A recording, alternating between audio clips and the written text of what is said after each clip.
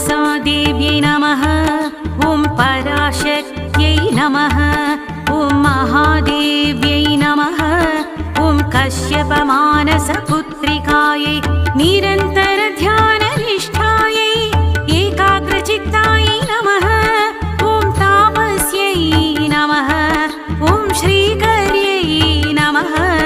ॐ श्रीकृष्णध्याननिरतायै श्रीकृष्णसेवितायै एकचित्तायै जगदीश्वर्यै एकचित्तायै जगदीश्वर्यै नागलोकदक्षिण्यै क्षीरप्रियायै पञ्चभूतेशे मानसादेव्यै क्षीरप्रियायै पञ्चभूतेशे मानसादेव्यै